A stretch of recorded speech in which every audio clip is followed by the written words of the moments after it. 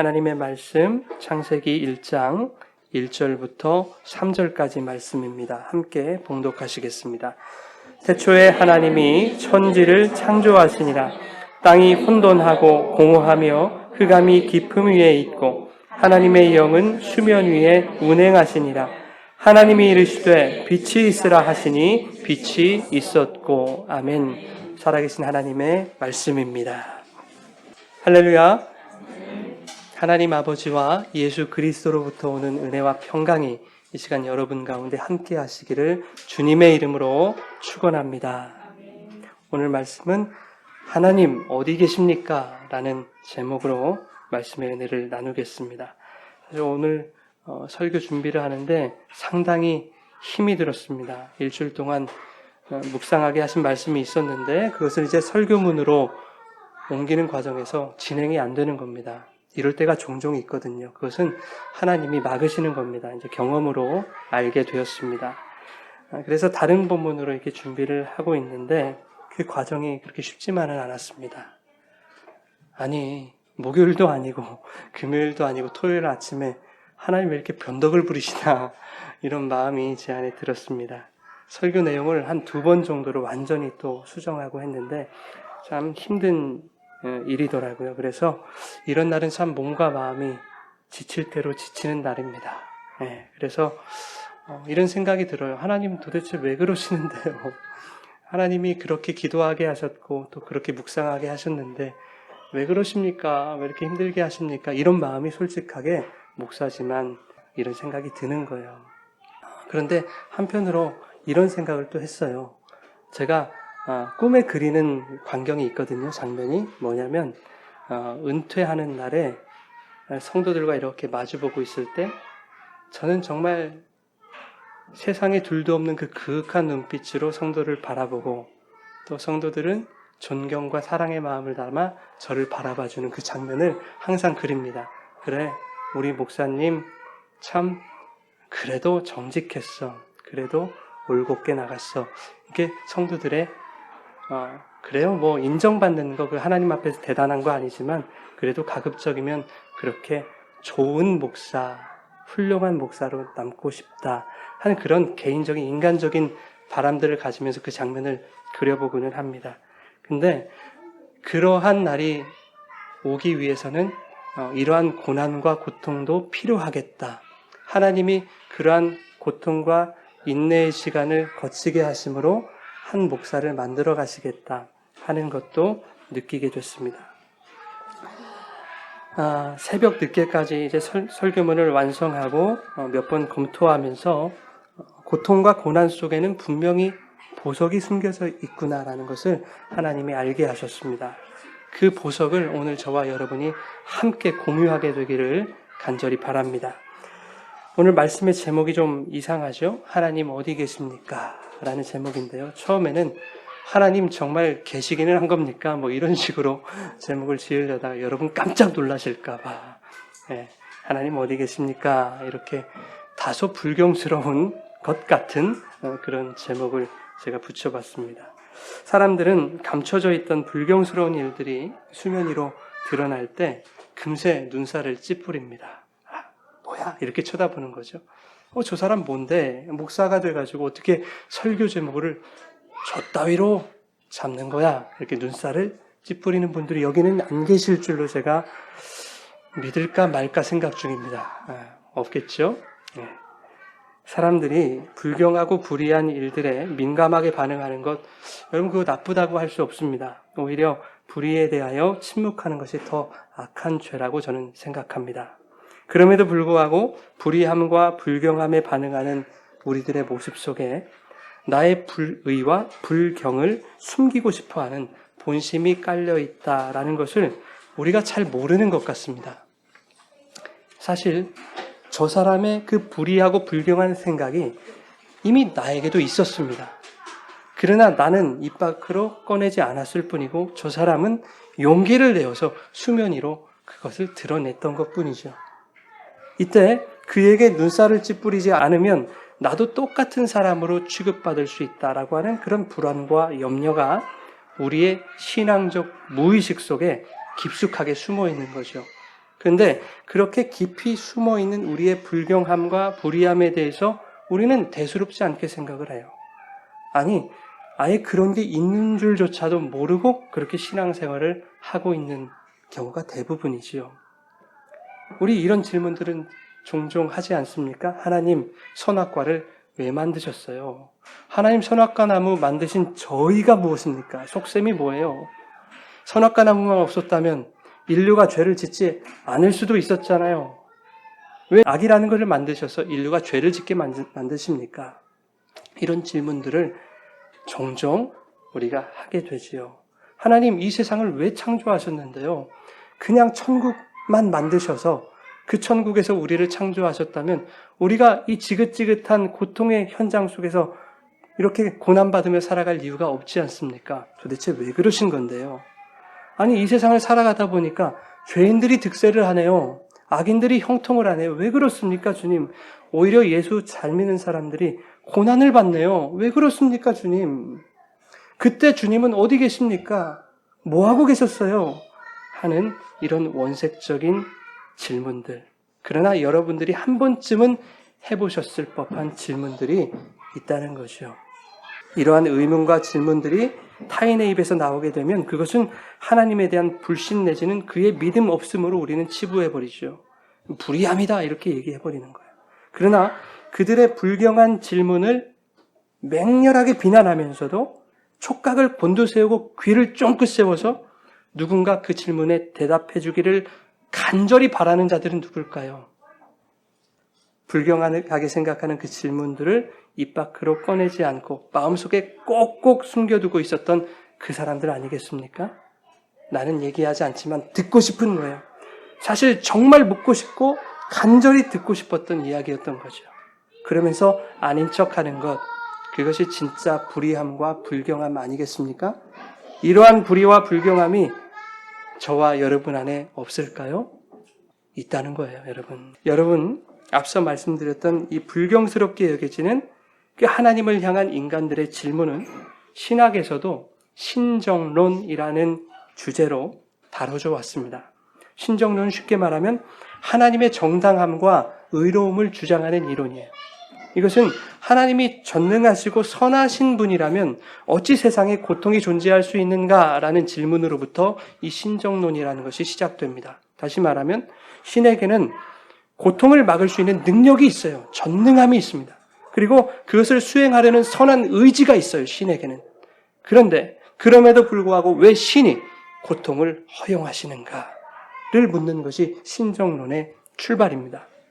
여기에는 대단한 오류가 있습니다, 여러분. 발견하셨습니까? 이 질문에는 오류가 있어요. 우선 선과 악을 판단하는 주체를 누구로 삼고 있다는 거예요? 인간으로 삼고 있다는 거예요. 하나님은 어떤 분이어야 한다라고 하는 그것을 인간이 규정하고 있는 거예요. 하나님의 능력과 선한 의지로 고통을 절대 허용하시면 안 되는 거야. 막아주셔야 되는 거야. 그게 하나님이지. 그게 전능함이고 그것을 선이라고 하는 거야. 라고 하는 규정을 우리가 정해버린다 하는 겁니다. 이것은 인간이 하나님의 자리를 탐하는 것이죠. 선악과 따먹은 아담의 모습입니다. 아담이 왜 따먹었어요, 선악과를? 하나님처럼 되려고, 하나님 자리에 앉으려고. 자, 여러분, 이것을 통해서 우리가 알 수 있는 건 뭡니까? 인간은 선악을 판단할 수 있는 존재가 아니라 오히려 그렇게 선악을 판단하는 주체가 되려고 하는 그 인간이 바로 죄인이다라고 하는 것을 우리에게 보여주고 있는 것 아니겠습니까? 신정론이 출발된 그 질문이 바로 너희들은 죄인이다라고 하는 것을 반증하고 있는 것이죠. 그런가 하면 고통은 악한 것이다 라는 선입견으로부터 신정론에 대한 질문이 시작한다라는 오류가 있습니다. 고통은 여러분 악한 것입니까? 적어도 우리의 세상적인 인간적인 개념 안에서는 고통은 악한 것입니다. 그런데 하나님의 측면에서 고통이 과연 악할 것인가 하는 문제는 우리가 다시 생각해 봐야 됩니다. 그것을 나중에 우리 본문을 통해서 말씀을 드리겠습니다. 자, 선이라는 것은 악을 막아내는 의지의 발현이 있을 때라야 선일 수 있다라고 하는 인간의 논리와 편견이 전제되어 있는 거예요. 하나님이 고통을 막아내지 않으시면 하나님의 선은 선이 아닐 수도 있겠다. 인간은 그렇게 생각하는 거죠. 하나님의 선이라고 하는 것이 그렇게 선이 아니게 되면 그 신이라고 하는 하나님도 신이 아닐 수 있겠다라고 생각하는 인간의 생각으로부터 신정론이 출발했다는 겁니다. 이게 불경한 거죠. 불경한 걸까요, 여러분? 자, 이러한 질문들 속에서 하나님의 다스리심이 선하고 정당하고 의롭다는 것을 주장하는 것이 신정론입니다. 그래서 신정론을 하나님을 변호한다고 해서 변신론, 호신론 이렇게 얘기하기도 합니다. 근데 이 말에서도 오류가 있죠. 하나님은 변호의 대상이 아닌 거예요. 하나님은 인간이 변호할 수 있는 분이 아닙니다. 인간은 그 하나님의 크고 높으심을 다 이해할 수가 없기 때문이에요. 하나님은 신앙의 대상인 거죠. 자, 신학이 이러한 신정론의 문제를 다루는 것은 왜 그렇겠습니까, 여러분? 성경이 그 신정론의 문제를 이야기하고 있기 때문에 그렇습니다. 신정론을 다루고 있는 대표적인 책이라고 하면 여러분 뭘 들 수 있을까요?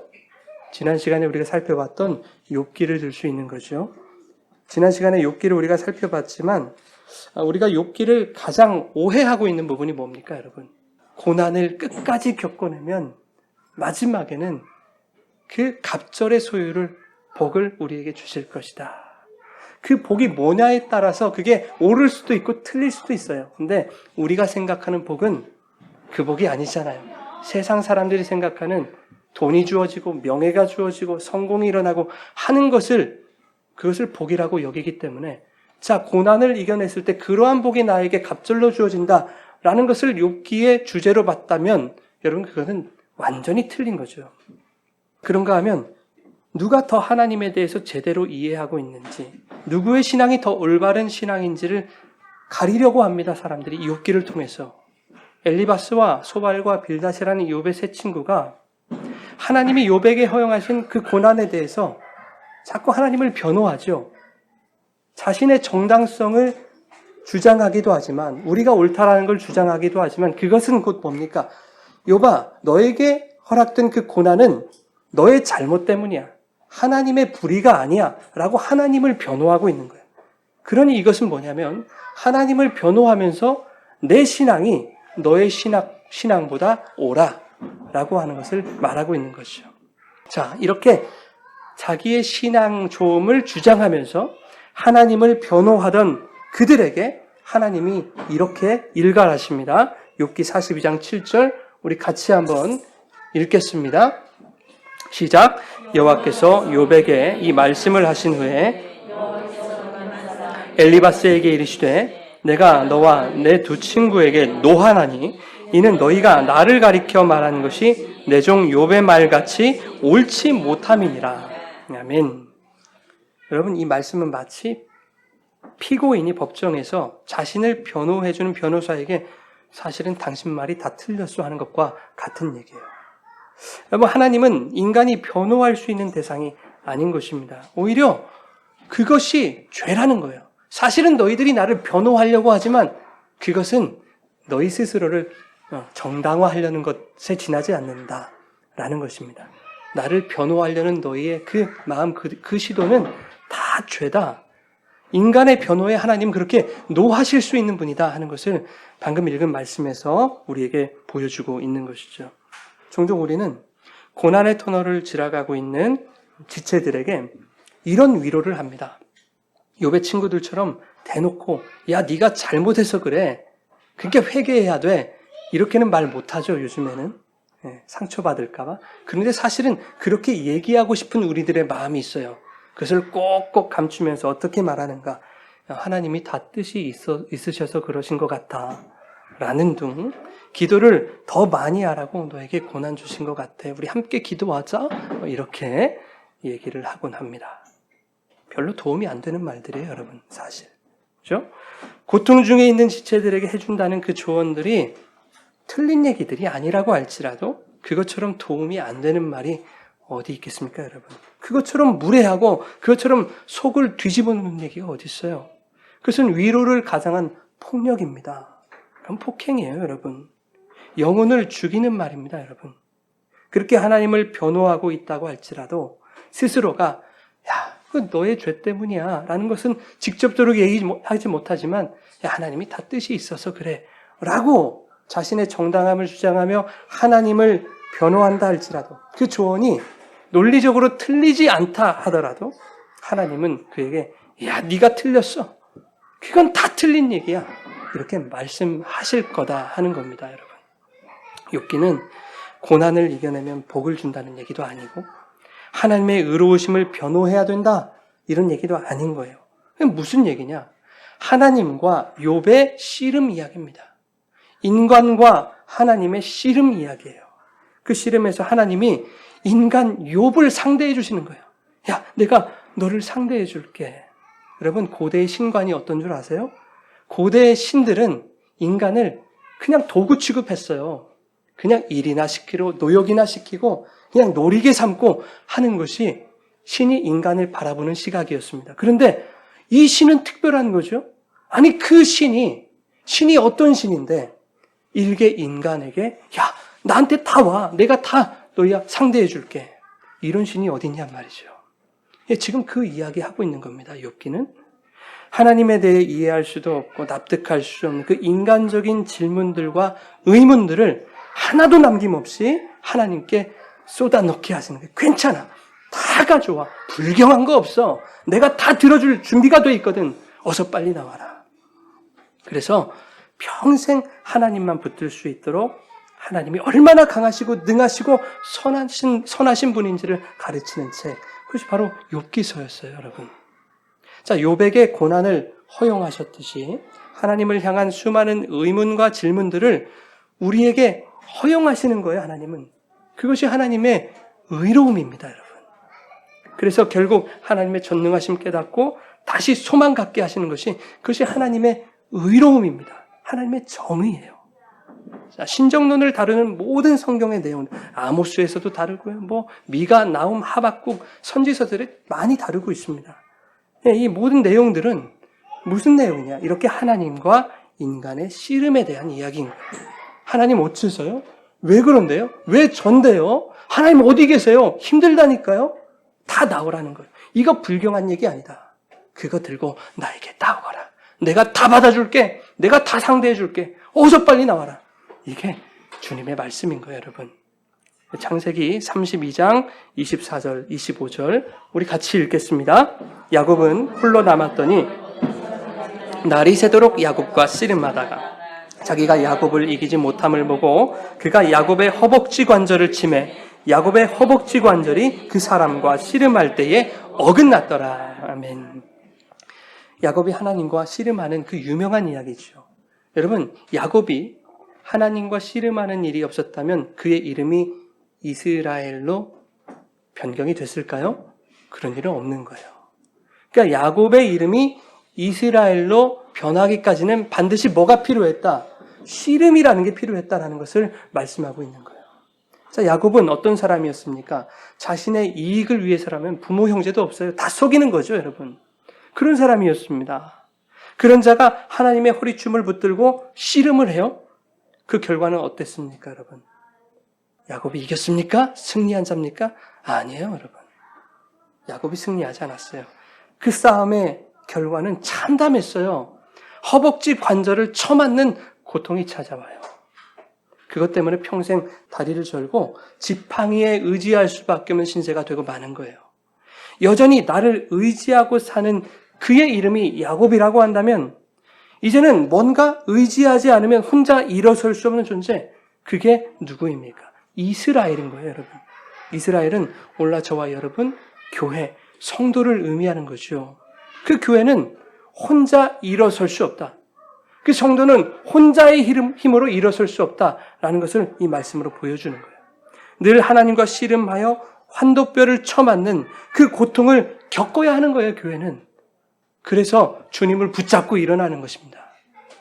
환도뼈를 맞아서 저는 한이 있더라도 성도는 하나님의 허리춤을 붙드는 그 씨름을 지속해야 되는 거예요. 그래야 야곱이 평생 지팡이에 의지하여 살아갔듯이 성도도 평생 하나님을 의지하여 살아갈 수 있게 되는 것입니다. 조금 전에 읽은 우리 창세기 32장 25절 말씀에 야곱과 씨름하던 그 존재, 하나님이 이런 생각을 하시는 거예요. 야, 나 이거 도무지 야곱을 못 이기겠는데? 내가 감당이 안 된다야. 이런 생각을 하시는 거예요. 여러분, 이게 무슨 뜻일까요? 야곱이 진짜 하나님을 이긴다는 뜻일까? 이것은 전혀 그런 뜻이 아니에요. 하나님이 인간을 이기지 못하면 그게 어디 하나님이겠습니까? 여러분, 하나님은 인간을 이기셔야 돼요. 지피지기면 백전백패 당해야 되는 거예요, 우리는.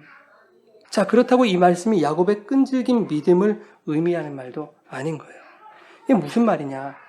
야곱이란 인간과 하나님이 한번 씨름을 해보니까 이 인간은 끝까지 자기 뜻과 자기 이익만 주장할 인간이라는 거예요. 그가 막 강하다 이런 뜻이 아니라는 거예요, 여러분. 이스라엘이라는 이름, 그 교회의 대표성을 상징하는 그 이름이 주어지기에는 이 야곱이라는 이름은 아닌 거예요, 하나님 판단하실 때. 그냥 이전처럼 자기의 이익을 위해 속이고 꾀부리고 하는 그런 인생으로밖에 살아갈 수 없는 자, 그 야곱의 이름으로 살아갈 수밖에 없는 자라는 것을 말씀하고 있는 거예요. 야, 내가 너 참 못 이기겠는데? 너 세다 이 말이 아닌 거예요, 여러분. 자, 그래서 어떻게 하십니까, 하나님? 허벅지 관절을 때리시는 거예요. 그렇죠? 환도뼈를 치시는 거예요. 사실 그 씨름에서 누가 이기셨어요? 하나님이 이기셨어요, 하나님이. 야곱의 옛 자아를 꺾어버리시는 거예요, 환도뼈를 치심으로. 그리고 새로운 이스라엘이라는 이름을 주시는데 그것에는 평생 다리를 저는 고통이 따르더라 하는 것입니다. 그러나 환도뼈를 맞는 고통과 평생 지팡이에 의지하는 그 고통 없이는 여러분, 이스라엘 성도 교회가 될 수 없는 것입니다. 하나님은 야곱을 저는 인생, 무언가를 의지할 수밖에 없는 인생, 즉 하나님을 의지할 수밖에 없는 인생으로 만드시고는 사실 이거 하나님이 이긴 싸움인데도 불구하고 야, 야곱아 네가 날 이겼다 해주시는 거예요. 우리가 죄인입니까? 의인입니까? 죄인이잖아요. 예수님이 우리에게 의로운 옷을 입혀주셨어요. 우리가 한 것이 없어요. 입혀주시고는 죄인인 우리에게 야, 의인들아 이렇게 칭해주시는 것과 똑같은 얘기예요. 25절에 허벅지 관절이라는 단어가 2번 나옵니다, 여러분. 근데 이 두 단어가 히브리어에서는 다른 단어예요. 우리 번역본에서는 허벅지 관절 이렇게 나오지만 첫 번째 단어는 야레크, 허리, 넓적다리 뭐 이런 뜻입니다. 기초 이런 뜻인데 이것은 인간의 생식기를 의미해요. 그러니까 즉 생명을 의미하는 단어예요. 두 번째 단어는 뭐냐? 카프, 손바닥, 발바닥이라는 뜻이에요. 이게 무슨 말이냐면 그 손과 발에 있는 권세와 지배력 이런 것을 말하는 뜻입니다. 그러니까 하나님이 야곱을 치셔서 끊어버리고 싶으셨던 건 무엇입니까, 여러분? 그것은 생명의 근원이, 삶의 동력이 인간의 힘과 권세에서 나온다라고 하는 그 세상의 가치, 세상의 힘의 논리를 끊어버리기 원하셨던 거예요, 하나님. 그것이 끊어져야 이스라엘이 된다. 그것이 끊어져야 성도가 되고 그것이 끊어져야 교회가 된다. 이거 말씀하시는 것이요. 그런데 인간 속에서 그 세상의 가치를 끊어내는 것이 너무 고통스럽다 하는 겁니다, 여러분. 인간 안에서, 우리 안에서 세상적인 가치들이 주는 유혹과 달콤함들이 끊이지 않습니다. 날마다 들끓어오르지 않습니까, 여러분? 시시때때로 생각나고 잠시 한눈 팔면 우리의 온 시선과 집중이 우리의 경제 상황, 우리의 직장, 우리의 자녀 문제, 여러분, 이 온통 세상적인 것들에 집중되지 않습니까? 그러니 그 세상을 끊어버리는 것이 얼마나 큰 고통이겠냐고요. 쉽지가 않죠.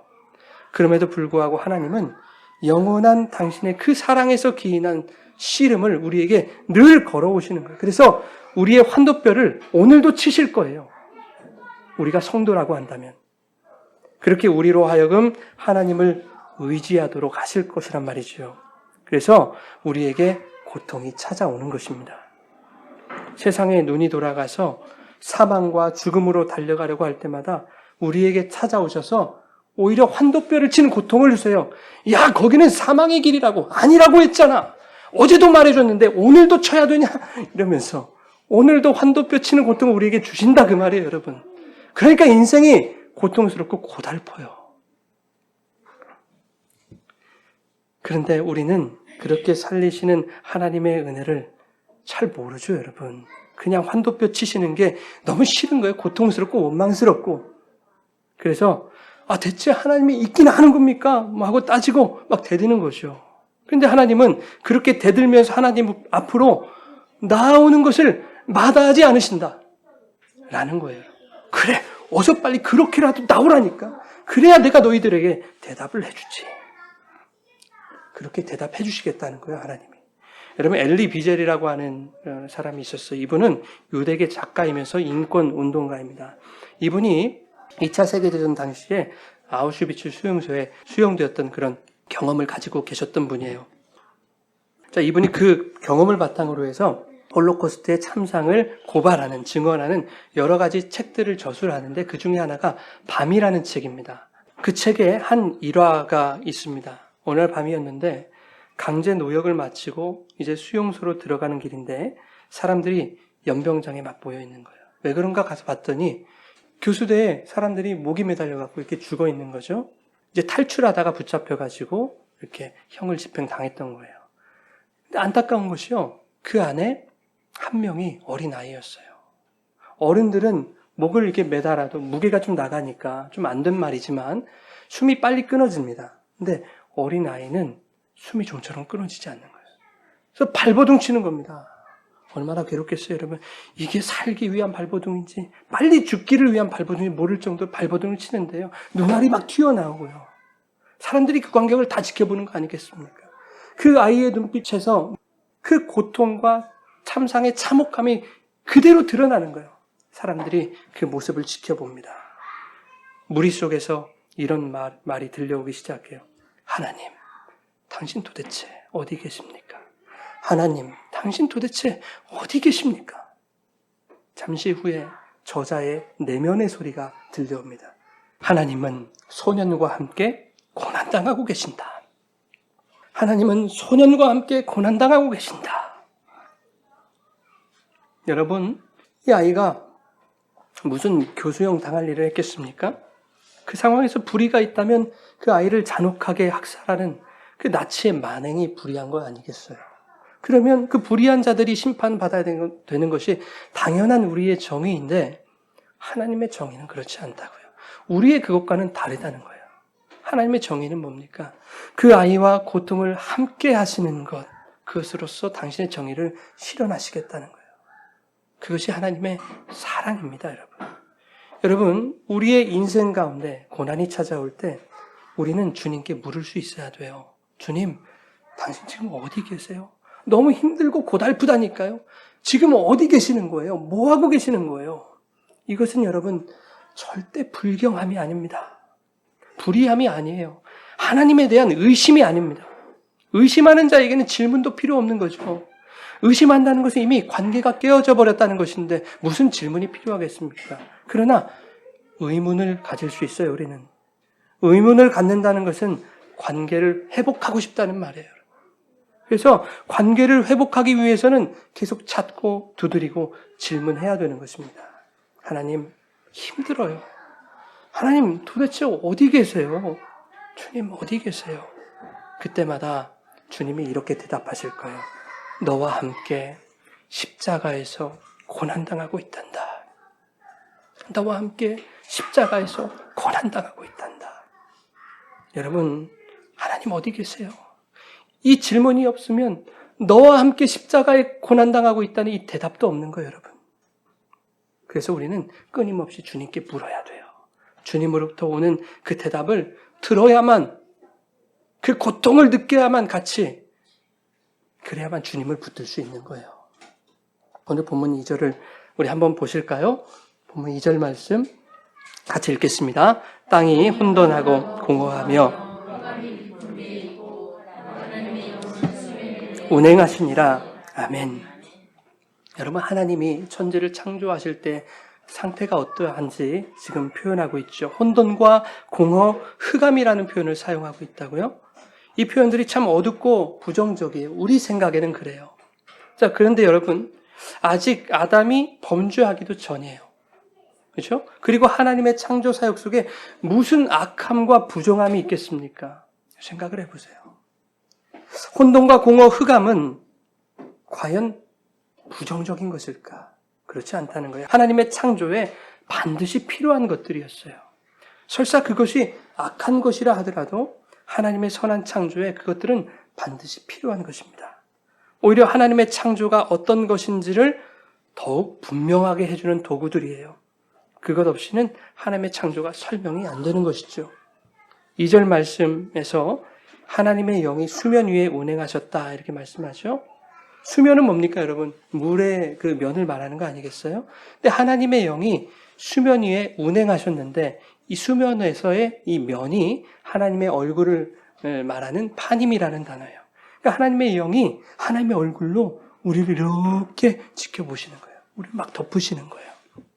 그것을 운행하셨다 이 단어로 지금 표현하고 있는데 운행하시다라는 말은 어떤 의미냐면 어미 닭이 알을 품고 있는 것을 말해요. 어미 닭이 알을 왜 품고 있습니까 여러분? 부화시키려고요. 새 생명을 깨우기 위해서 그 고통을 당하면서 품고 있는 거 아니겠습니까? 마치 엄마가 뱃속에 아이를 품고 있는 것과 마찬가지죠. 엄마 뱃속은 온통 혼돈과 공허와 흑암으로 가득 차 있죠, 여러분. 엄마는 이 혼돈과 공허와 흑암의 상태에 있는 아이를 자궁 속에 양수를 가득 채워서 품고 있는 거예요. 수면 위에 하나님이 운행하셔서 품고 있듯이 엄마의 양수 속에 품고 있는 거예요. 하나님의 영이 수면 위에서 운행하고 계시되 엄마의 모든 호흡과 에너지가 아이에게 집중되고 있는 거예요. 하나님의 얼굴이 그를 주목하고 이 세상을 바라보시는 것처럼. 엄마는 10달 동안 아이와 한 몸이 됩니다. 엄마가 먹는 것을 아이가 먹고요. 아이가 싫어하는 걸 엄마도 거부해요. 이 둘의 생명이 하나로 연결됐다는 뜻이에요. 탯줄로. 엄마가 겪는 10달이라는 고통의 시간이 있기에 아이가 그 안에서 자라날 수 있는 것이고 엄마 뱃속에서 아이가 겪는 혼돈과 공허의 그 답답함이 길어지면 길어질수록 엄마가 가졌던 생명 탄생의 기대가 이제 점점 현실로 다가오는 거예요. 엄마와 아이는 이 역설적이지만 끈끈한 관계로 지금 묶여 있다고요. 마침내 엄마의 자궁에서 피가 터져나와요. 모든 양수가 다 쏟아져요. 그러면 혼돈과 공허와 흑암의 오랜 기다림을 뚫고 비로소 아이에게 찬란한 빛이 찾아오게 되는 거예요. 그러면 고통이 환희로 변해요. 아니, 엄마의 고통은 이미 고통이 아니었어요. 기쁨과 환희의 다른 말이었죠. 고통이 없었다면 그 기쁨과 환희가 찾아올 수 없는 것입니다. 여러분, 엄마 뱃속에 있었던 아이가 세상에 나오자마자 가장 먼저 하는 게 뭐예요? 뭐죠? 은혜 아버? 응해. 우는 거죠. 우는 거예요. 막 울어 제끼는 거죠. 흑암처럼 어두운 그 혼돈의 상태에서 드디어 빛을 보게 되었건만 그 빛에 경탄하지도 기뻐하지도 못하고 그냥 막 우는 거예요. 모르고 우는 거예요, 여러분. 마치 왜 이 거지 같은 세상에 나를 낳아놓으셨어요. 왜 나여야 했습니까? 왜 아들로 낳았어요? 딸로 다른 애로 낳지? 이렇게 막 항변을 하듯이 막 우는 것 같아요. 앞으로 살아가야 할 인생이 힘들겠다는 것을 알고 우는 걸까요, 여러분? 뭐 애들이 알긴 뭘 알겠어요. 생명의 이치를 알 리가 없죠. 이것이 얼마나 큰 기쁨이고 희열인지 알 리가 없죠. 그냥 모르고 우는 거예요. 우리가 우는 것이 그렇다 그 말입니다. 하나님 힘들다니까요. 고통스럽다니까요. 어디 계신데요? 하나님 앞에 나가서 우는 것이 아무것도 모르고 우는 것과 마찬가지예요. 그 고통 속에 숨어있는 기쁨이 뭔지를 모르고 우리는 우는 거잖아요. 근데 모르고 우는 그 자식들이 주님 앞에 다가오는데 야, 너 입 닫고 있어. 입을 틀어 막겠습니까? 그래요. 어서 빨리 와. 내가 다 설명해 줄게. 하나님 그러신 분이라고요. 엄마가 그렇게 우는 아이를 보고 한없이 기뻐하잖아요. 힘들게 낳아놨더니 이놈 자식이. 그렇지 않아도 양수 다 쏟고 피까지 다 쏟고 힘들어 죽겠구만. 왜 이렇게 소리를 지르냐고 입을 틀어 막습니까? 그렇지 않아요. 그냥 기쁜 거예요. 엄마는 그저 그 아이가 소리를 지르며 울고 있는 것이 감사한 거죠. 왜요? 아이가 울고 있음으로 인해 그가 살았음이 확인되니까. 아이가 울고 있음으로 인해 너는 내 아이다 라는 것이 확증이 되니까. 그러니 엄마로서는 물과 피를 다 쏟는 그 극한의 고통을 겪는 것이 감격일 수밖에요. 생명 창조하는 고통이 황홀경으로 느껴질 수밖에 없어요. 아이가 쉬지 않고 울고 있을 때 엄마는 그 아이의 울음에 응답을 합니다. 어떻게 응답을 합니까? 자신의 젖을 물리는 거예요. 입을 틀어막지 않는다고요, 여러분. 그래, 울어라. 네가 울 때마다 내가 너를 품에 안고 젖을 물리는 너의 어미임을 내가 알게 해줄게. 양식을 공급해주는 너의 어미임을 내가 알게 해줄게. 물과 피를 다 쏟은 산모가 여러분 무슨 힘과 에너지가 있겠습니까? 많은 그냥 우는 아이, 엄마를 찾아 제끼는 그 아이에게, 내 새끼에게 다 주는 거예요. 자, 나를 먹어라 하고. 이게 사랑입니다, 여러분. 이 사랑에서 우리는 하나님의 사랑을 깨달으셔야 되는 거예요. 아낌없이 주는 사랑, 모든 것을 주는 사랑. 하나님의 전부였던 독생자 예수 그리스도를 생명의 저주로, 생명의 양식으로 주신 그 사랑. 그 사랑은 그냥 나오는 게 아니었잖아요. 십자가라는 고통 없이는 불가능한 사랑이었죠. 그 고통을 이겨내신 사랑이 저와 여러분에게 부어졌다는 사실이 여러분 감격스럽지 않으세요? 너무 감격스러워요. 여러분, 아이가 태어날 때 엄마 못지않은 그런 고통을 겪는다고 하죠. 아이가 우는 것을 보면 그냥 저 혼자 고통 다 겪은 것 같아요. 근데 아니죠. 고통은 엄마와 아이가 함께 겪는 것이죠. 우리 인생 가운데 고통이 있을 때 우리는 나 혼자 겪는 고통이라고 그렇게 생각을 합니다. 근데 그렇지 않아요. 그 속에, 그 고난 속에 주님이 우리와 함께 고난을 겪으시는 거예요. 주님이 겪으시는 고통의 무게가 있습니다. 그것은 십자가의 무게였죠. 주님이 십자가에서 지금도 우리의 고난을 함께 당하고 계시는 거예요. 왜 그렇습니까?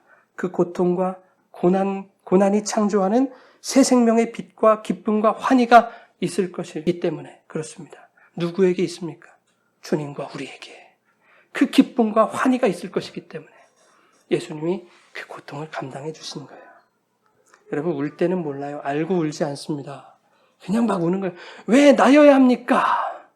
왜 내 인생에 이렇게 아픔이 찾아오고 고통이 찾아옵니까? 하나님 어디 있어요? 우는 거예요. 모르고 우는 겁니다. 그런데 하나님 그 모든 것을 다 들으실 준비가 되어 있는 거예요. 그럼 여러분 체면 차리지 마세요. 불경하다 생각하지 마시고 그냥 주님께 나아가서 우시면 되는 거예요. 힘들어요, 주님. 고통스럽다니까요. 어디 계세요? 그러면 내가 너와 함께 고통 나가고 있단다. 주님이 이렇게 말씀해 주실 거예요. 여러분, 우리 개신교회는요, 이미와 아직의 교리가 있어요. already not yet이라고 하는 교리입니다. 예수 그리스도의 고난과 부활을 통한 새 생명의 창조가 우리에게 이미 일어났죠. 구원이 이미 일어났다고 여러분. 우리는 이미 그 감격과 소망을 얻었어요. 우리는 이미 혼돈과 공허, 흑암을 뚫고 찬란한 빛을 본 자들이에요. 그 빛 대신 예수를 만난 자들, 예수라는 진리와 생명을 이미 경험한 자들입니다. 어미의 자궁에서 피가 쏟아지고 모든 양수가 터져나오므로 혼돈과 공허로 둘러싸여 있던 내가 세상 밖으로 나온 것처럼 십자가에서 모든 물과 피를 쏟아내시는 그리스도의 그 해산의 고통 속에서 성도들 또한 그 고통을 함께 겪어내게 하심으로 찬란한 생명의 빛을 이미 우리에게 허락해 주신 거예요. 우리에게 이미 다 허락됐어요. 다 받았어요, 여러분. 그러나 이미 그 생명 탄생의 희열과 환희가 우리에게 경험되어졌다 할지라도 우리에게 도래할 하나님의 날, 그 심판의 날이 이르기 전까지 우리는 아직이라고 하는 고난과 고통의 현실을 살아갈 수밖에 없는 거예요. 이미 일어난 구원이지만 하나님의 심판의 때에 그 구원이 온전히 완성될 때까지는 아직인 상태로 그 구원을 기다리며 살아가야 된다 하는 겁니다. 그 구원을 향해 달려가야 된다 하는 거예요. 그래서 우리는 아직 이 세상이라는 혼돈과 공허와 흑암의 깊음 속에서 이렇게 고통과 신음을 당해가며 살아가고 있는 것입니다. 그래서 빌립보서 3장 13절 14절에 이렇게 말씀하고 있어요. 우리 같이 읽겠습니다. 형제들아, 나는 아직 내가 잡은 줄로 여기지 아니하고 오직 한 일, 즉 뒤에 있는 것은 잊어버리고 앞에 있는 것을 잡으려고 표대를 향하여 그리스도 예수 안에서 하나님이 위에서 부르신 부름의 상을 위하여 달려가노라. 아멘. 나는 아직 내가 잡은 줄로 여기지 아니하니. 그 앞에 있는 것 표대를 향하여 달려가노라. 이미 왔지만 아직이에요. 그래서 우리는 달려가야 돼요. 말씀을 맺습니다. 여러분, 이 세상의 혼돈과 공허, 흑암이라는 이 상황 속에 하나님의 긍휼, 이 하나님의 긍휼이라고 하는 단어가 어디서 왔냐면 어머니의 자궁 라함이라고 하는 말에서 왔어요. 아까 운행하시더라 이 단어 라합도 라함, 엄마의 자궁에서 온 단어예요. 그러니까 혼돈과 공허, 흑암이라는 상황 속에 이 하나님의 긍휼, 그 자궁 속에 가득 채워 넣으신 그 은혜의 양수 속에서 우리는 주님과 한 몸, 한 생명이 되어서 사는 거예요, 여러분. 그분이 우리에게 먹여주시는 말씀의 양식으로만 먹고 사는 겁니다. 그 주님의 양수 안에서. 근데 답답한 현실이에요. 어떻게 보면. 내 마음대로 뚫고 나갈 수 없는 고통이 따르잖아요. 하고 싶은 것도 많은데. 당장 먹고 싶은 것도 많은데. 근데 주님이 먹여주시지 않는 한 내 마음대로 먹을 수 없는 거예요. 그렇잖아요. 아무리 태아가 딸기 먹고 싶어 엄마. 하잖아요. 딸기 막 하잖아요. 근데 아빠가 안 사주면 못 먹는 거죠. 엄마가 섭취를 안 하면 먹고 싶어도 못 먹죠, 뭐 여러분. 주님이 먹여주시지 않는 한 내 마음대로 먹을 수가 없어요. 내 마음대로 그 답답한 주님의 자궁과 양수를 찢고 나가면 여러분 죽는 거예요. 내 마음대로 세상의 달콤함을 섭취하면 죽는 거예요, 여러분. 어항을 생각해 보세요, 어항을. 어항 속에 물고기들이 참 평화롭게 살고 있습니다. 그러나 평화롭기만 할까요? 자기들끼리 지지고 볶고 별 짓을 다 합니다, 여러분. 씹고 뜯고 맛보고 즐기고 다 하는 거예요. 그래서 나 이놈의 세상이 싫다, 물속 싫다, 뛰쳐나가자. 뛰쳐나가면 죽습니다. 네온테트라라고 하는 물고기가 있었어요. 그를 몇 마리를 샀는데 자꾸 없어지는 거예요, 얘가. 알고 봤더니 어항 뒤에 다 떨어져가지고 말라 죽은 거예요. 물고기는 어항 밖을 떠나면 죽는 겁니다. 그게 사는 건 줄 알지만, 그래서 뛰쳐나가는 거지만 어항 밖을 뛰쳐나가는 순간 죽는 거예요. 그냥 지지고 볶고 사는 그 물속이 좋았던 거예요. 그 물속이 은혜였던 겁니다. 여러분, 이 고통의 현장이 지지고 볶고 힘들고 고난스럽긴 하지만 은혜의 현장인 줄 믿으시기 바랍니다. 주님과 함께 그 고난의 시간을 이겨내면 우리에게는 빛을 볼 수 있는 날이 분명히 찾아올 것이다 하는 소망이 있는 거죠, 여러분. 그 소망은 고통과 함께합니다. 우리의 고통 속에, 우리 아픈 현실 속에 주님은 우리를 방치하지 않으세요. 오히려 왜 그러시냐고, 하나님. 정말 주님 계신 것 맞냐고, 어디 계시냐고, 그렇게 우리의 비난과 오해를 받으시면서까지 우리의 고통의 십자가를 함께 지시기 원하시는 분이 우리 주님인 줄 믿습니다. 이 주님 앞에 우리는 오늘도 그리고 내일도 우리의 환도뼈를 내어드릴 수밖에 없어요. 주님, 그렇습니다. 제가 잘못했습니다. 제가 죄인입니다. 오늘 제 환도뼈를 치시고 주님을 의지하게 하시옵소서. 환도뼈가 부러지는 고통이 힘들겠지만 그 고통이 우리에게 주는 감격을 더욱 소망하게 해주십시오. 주님 사랑합니다. 주님 감사합니다. 여러분, 이것이 우리의 기도, 우리의 고백이 되어질 수 있기를 주님의 이름으로 축원합니다. 아멘.